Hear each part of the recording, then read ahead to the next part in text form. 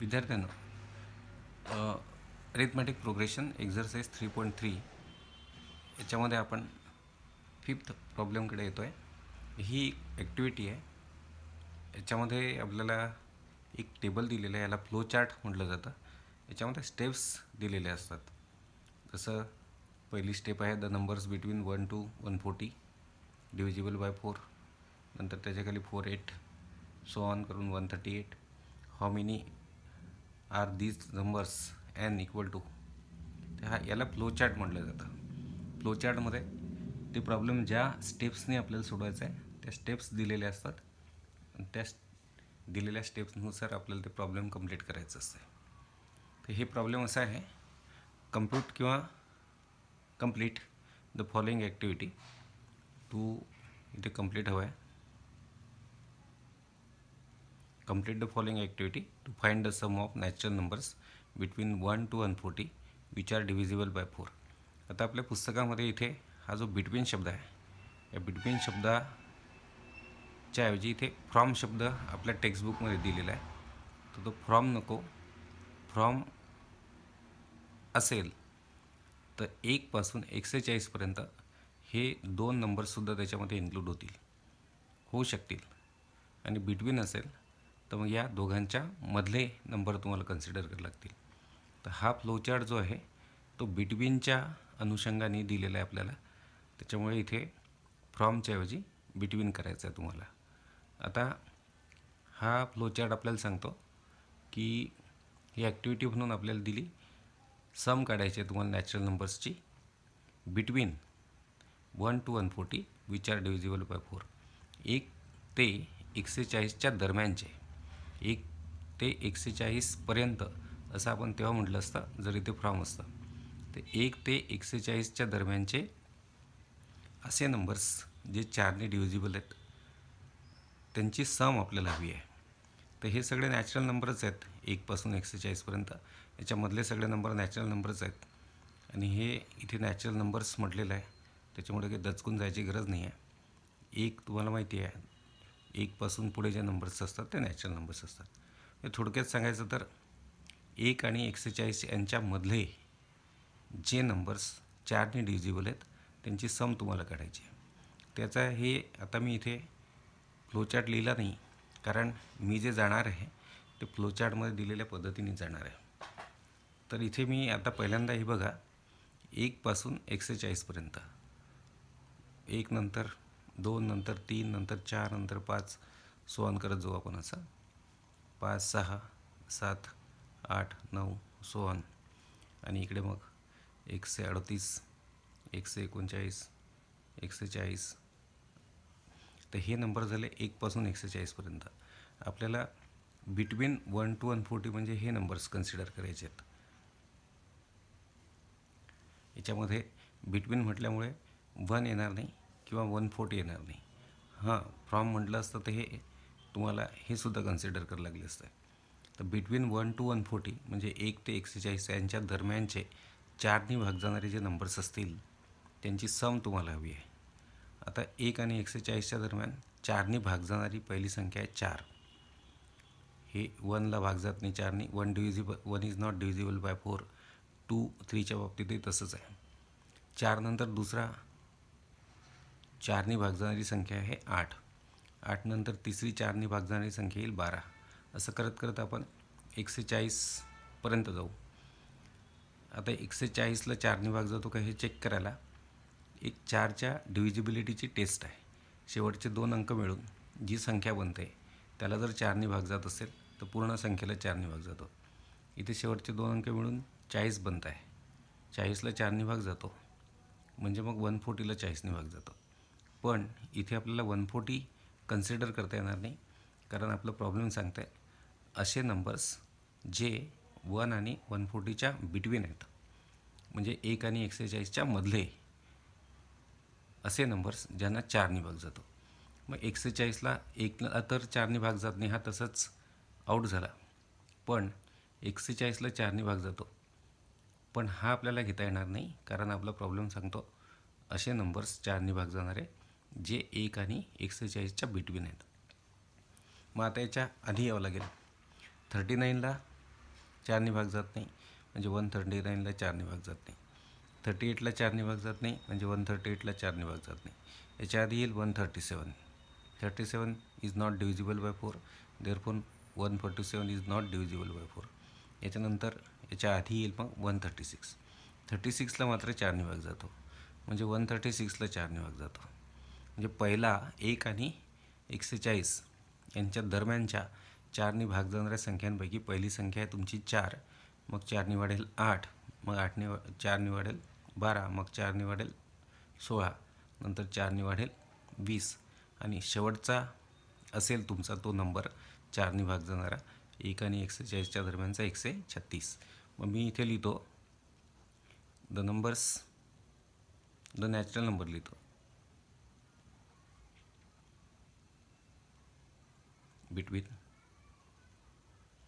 1 to 140. इथे बघा from असतं, फ्रॉम 1 to 140, तर मग याच्यात 140 पण आला असता. 1 पासून 140पर्यंत, फ्रॉम 1 to 140चा अर्थ होतो 1 पासून 140पर्यंत. मग याच्यात 1 तर नसता आला, चारने भाग जात नाही. 4 आला असता, 8, मग 12, मग 16, मग 20, आणि शेवटचा आला असता 140. मग इथे 140 का आपण सोडला? कारण आपला प्रॉब्लेम म्हणतो असे नॅचरल नंबर्स चारने भाग जाणाऱ्या अशा संख्या ज्या 1 आणि 140च्या बिटवीन आहेत म्हणजे मधल्या आहेत, म्हणजेच दरम्यानच्या. मग आपल्याला त्याच्यात 140ला कन्सिडर करता येणार नाही. या दोघांच्या मधले नंबर घ्यावे लागतील ज्यांना चारने भाग जातो. मग the natural number between 1 to 140 divisible by 4 are कोणते आहेत? 4, 8, 12, 16, सो ऑन, आणि 136. आता पहा, हे जे नंबर्स आहेत हे आहेत natural numbers between 1 to 140 divisible by 4, आणि आपल्याला या सगळ्यांची संपायची आहे. तर मुलांना हे बघा, हे जे नंबर्स आहेत तुम्ही काढलेले चारने भाग जाणाऱ्या संख्या 1 ते 140 यांच्या दरम्यानच्या चारने भाग जाणाऱ्या संख्या यांची सगळ्यांची सम हवी आहे तुम्हाला. आता यांची सम करायला, आणि तुमच्या लक्षात आलं असेल हे ए पीमध्ये आहेत. हे बघा, या दोघांमधला डिफरन्स 4, यांच्यातला 4, यांच्यातला 4, म्हणजे ही जे नंबर्स आहेत, नंबरची सिरीज आहे, सिक्वेन्स म्हणू आपण त्याला, की जी चारने भाग जाणाऱ्या संख्यांची सिरीज आहे 1 आणि 140च्या मधली, ज्यांना, तर ही जी सिक्वेन्स आहे ही ए पी फॉर्म करते. आणि तुम्हाला या सगळ्या संख्यांची सम हवी आहे. म्हणजे तुम्ही काय करा, या ए पीच्या सर्व टर्म्सची सम करा, ऑल टर्म्सची. ती सम म्हणजेच 1 आणि 140च्या दरम्यानच्या चारने भाग जाणाऱ्या संख्यांची सम असेल. तर मी लिहितो इथे the natural numbers between 1 to 140 divisible by 4 are 4, 8, 12, 16, so on 136. म्हणजे मी लिहिलं 1 आणि 140च्या दरम्यानचे चारने भाग जाणारे नंबर्स हे आहेत, विच जे आर आहेत इन ए पी, जे ए पीमध्ये आहेत. मग आता हे नंबर्स किती आहेत हे आपल्याला माहीत पाहिजे, तरच आपण या सगळ्यांची सम करू शकू. मी असं म्हणतो की let there are N terms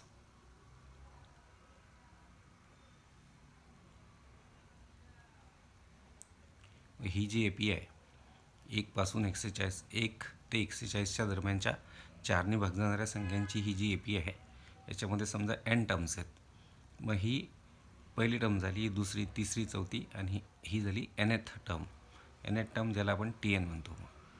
therefore मी काय म्हटलं, मला हे किती नंबर्स आहेत ते माहीत नाही. मी म्हटलं समजा ह्या ए पीमध्ये एन टर्म्स आहेत, एकूण एन टर्म्स असतील तर ही शेवटची म्हणजे एन व्ही टर्म होईल, म्हणजेच त्याला आपण म्हणत असतो nth term. Therefore T n म्हणजे ए पीची एनएथ टर्म ही झाली 136. मग आता आपण काय करू, टी एनचा फॉर्म्युला घेऊ नाव, आणि इथे हे लिहून घेऊ आपण, विचार हे जे नंबर्स आहेत 1 पासून 140पर्यंतच्या 1 ते 140च्या दरम्यानचे चारने भाग जाणारे नंबर्स जे ए पी फॉर्म करून राहिले, विचार इन ए पी. तर याच्यामध्ये आपण विथ ए म्हणजे फर्स्ट टर्म घेऊन घेऊ, 4 आहे, आणि कॉमन डिफरन्स पण यांचा 4च आहे. आता मी टी एनचा फॉर्म्युला घेतो, कारण मला एन म्हणजे हे नंबर्स किती आहेत, म्हणजे ए पीमधले टर्म्स किती आहेत ते काढायचं आहे. ह्या टर्म्स किती हे काढल्यावरच मला या सगळ्यांची सम करता येईल. तर T n equal to A plus N minus one into D. तर टी एन 136 आहे, तुमच्या ह्या ए पीचा ए 4 आहे, एन म्हणजे ह्या ए पीमधल्या टर्म्सची संख्या तुम्हाला माहीत नाही आहे, डी आहे 4. 136 इक्वल टू 4. हा ब्रॅकेट सॉल्व करतो मी आता.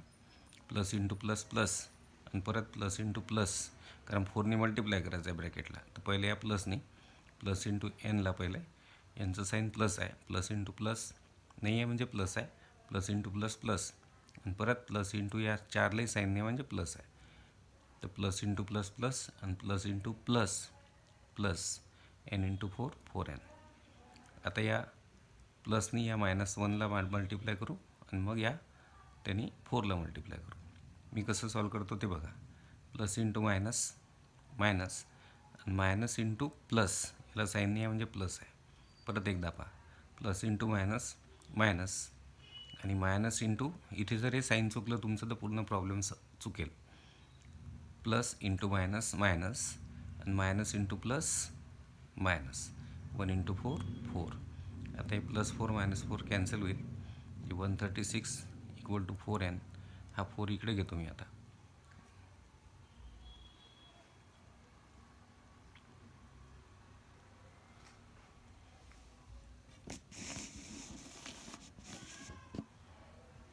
तुमच्या लक्षात येईल आता. 4नी या 13ला पहिले आपण 3चा भाग देऊ, 1 उरेल, मग भाग जाईल 4चा. म्हणजे तुमच्या याच्यामध्ये एन आला 34, म्हणजे ह्या ए पीमध्ये 34 टर्म्स आहेत. आता आपण या सर्व 34 टर्म्सची सम करू, म्हणजेच 1 ते 140 यांच्या दरम्यानचे जे 4ने भाग जाणाऱ्या संख्या आहेत त्या सगळ्यांची सम तुम्हाला भेटेल. तर ह्या ज्या सगळ्या संख्या ए पीमध्ये आहेत, तर ह्या ज्या 4ने भाग जाणाऱ्या संख्या आहेत 1 आणि 140च्या मधल्या, त्या 34 आहेत, हे आता आपल्याला माहीत झालेलं आहे. आता नाव एस एनचा फॉर्म्युला घेतो. एस एन इक्वल टू, जो पुस्तकात दिला आहे तोच घेतो मी.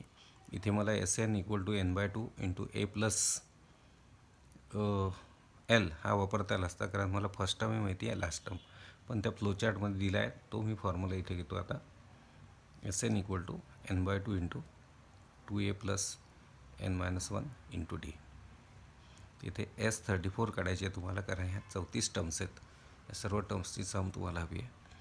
Equal to 34/2 into 2 into 4 plus 34 minus 1 into 4. हे S34 म्हणजे या सर्व 34 टर्म्सची सम 17 इंटू 8 प्लस या दोघांचा प्रॉडक्ट, या दोघांचा सबट्रॅक्शन 33 इंटू 4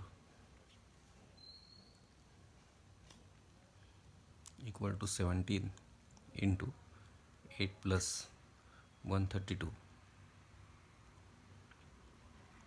इक्वल टू 17. हा प्रॉडक्ट मी घेतला 132.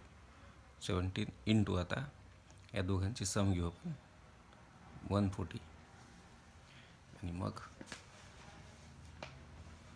17 इंटू 140, या दोघांचा प्रॉडक्ट भेटेल आपल्याला 2380. मग देअरफॉर S34 इक्वल टू 2380. तर तुम्हाला ही जी ए पी आहे, या ए पीच्या सर्व टर्म्सची सम मिळाली. आणि ही ए पी कसली होती?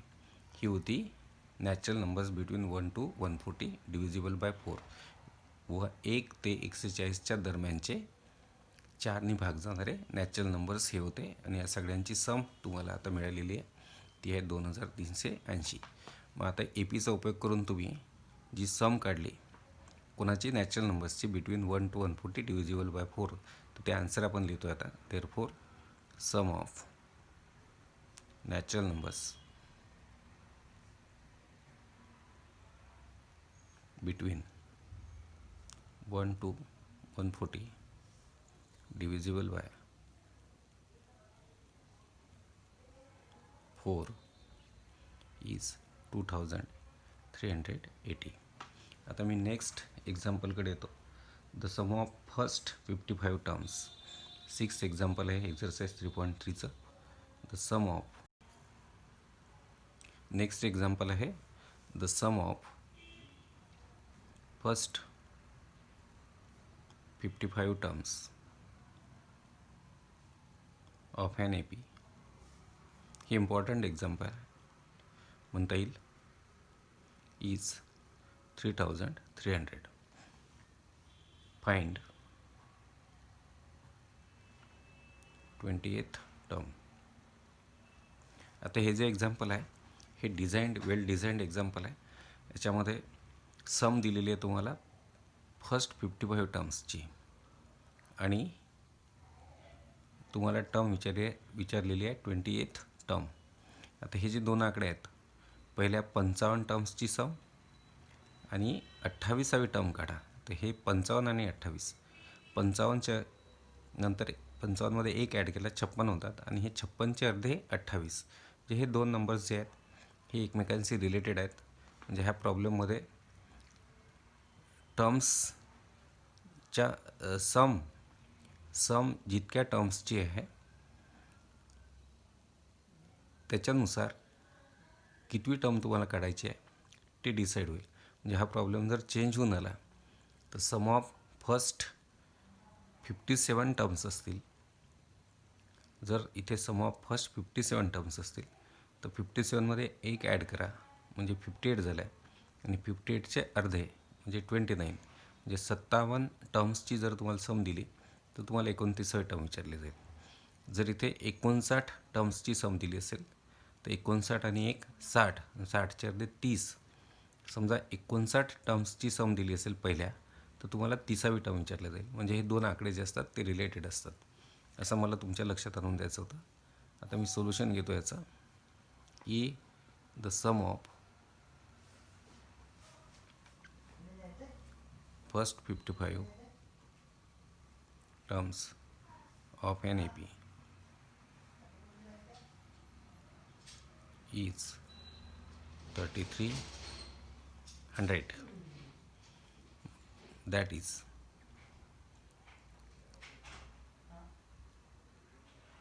S55 equal to 3300. S55चा अर्थ होतो सम ऑफ फर्स्ट 55 टर्म्स. मग आता दोन टप्प्यांमध्ये हे प्रॉब्लेम घेईल मी, दोन स्टेपमध्ये. तर सम दिली आहे तर समचा फॉर्म्युला घेतो मी आता. नाव वी हॅव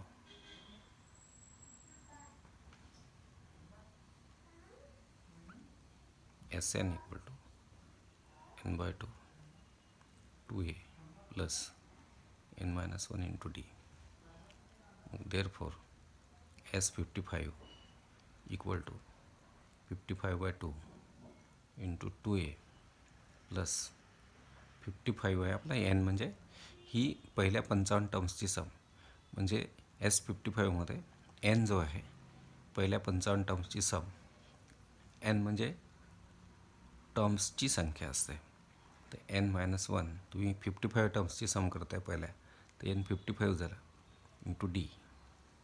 इथे टाकतो मी 3300 equal to 55 by 2 into 2a plus 54d.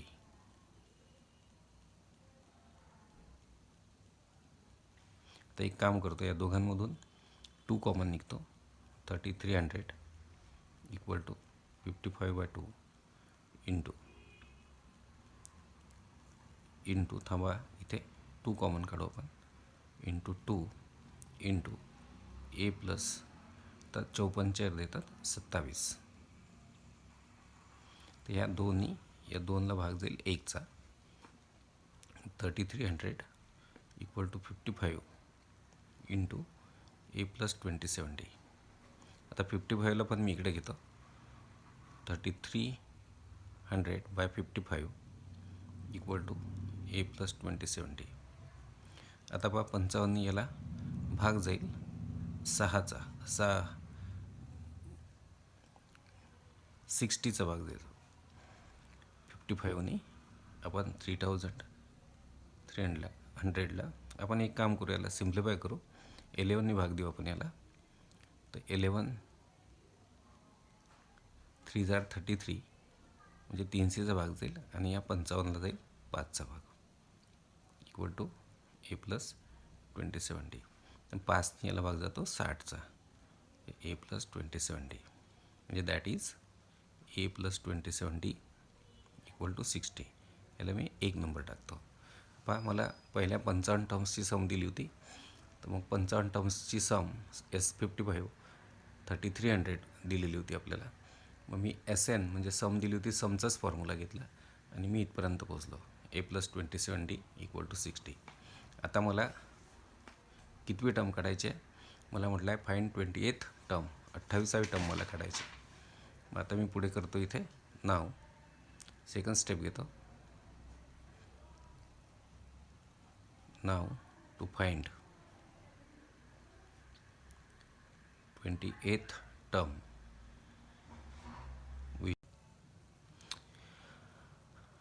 Now to find 28th term. आता 28वी टर्म काढण्यासाठी वी हॅव, आपल्याजवळ TNचा फॉर्म्युला, nth टर्म काढायचा, ए प्लस n-1 इंटू डी. आता आपल्याला काढायची आहे 28वी टर्म. ए तर काही माहीत नाही आपल्याला, फर्स्ट टर्म. n माहिती आहे 28, म्हणजे तुम्हाला 28वी टर्म पाहिजे. n म्हणजे टर्म नंबर झाला, -1 into d equal to A plus 28 -1 म्हणजे 27 into D.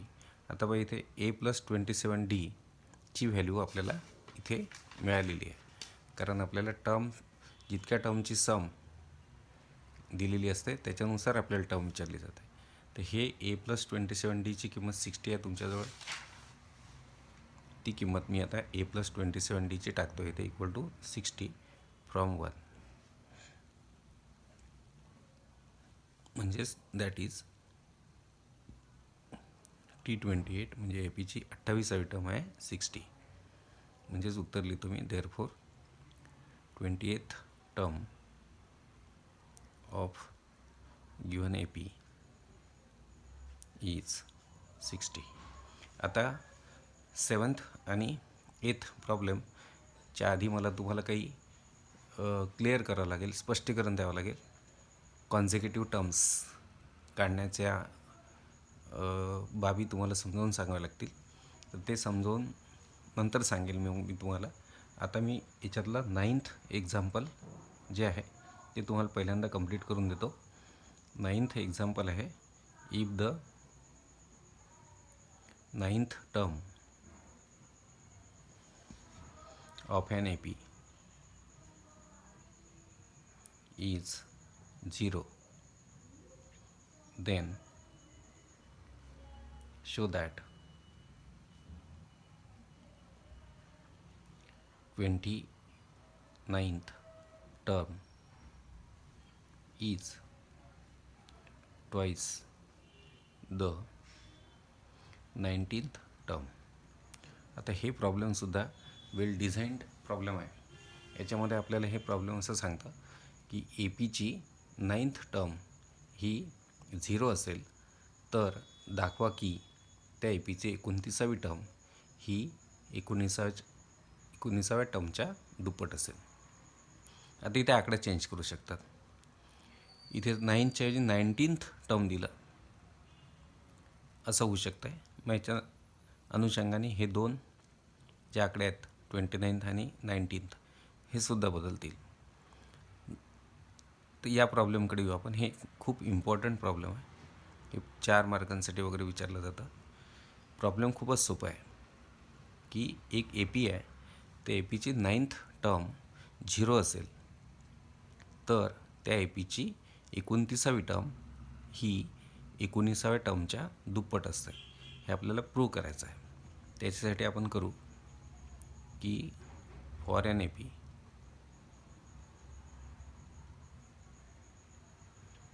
9th term is 0, that is T9 equal to 0. and मग मी एक काम करतो, we have टी एनचा फॉर्म्युला घेतो. टी एन म्हणजे टर्म काढायचा. तर we have T n equal to A plus N minus one into T. आता मी T9 काढतो या फॉर्म्युल्याने. तर T9 इक्वल टू ए म्हणजे एपीची फर्स्ट टर्म आपल्याला माहीत नाही. T9 म्हणजे 9वी टर्म म्हणजे एन झाला 9 मायनस वन इंटू टी. आता इथे T9ची किंमत टाकतो मी. T9 0 आहे. ए प्लस 9 मायनस वन म्हणजे 8D. म्हणजे मला मिळालं ए प्लस 8D इक्वल टू 0. मग 8Dला मी इकडे घेतो तर प्लस 8D इकडे मायनस 8D होईल. म्हणजे मला भेटेल ए इक्वल टू मायनस 8D. या टाकतो मी 1 नंबर. आता सेकंड स्टेप घेतो मी. नाव वी हॅव, आता मी T19 काढतो. T19 असेल A plus 19 minus one into D म्हणजेच ए प्लस 18D. आणि T29 काढतो.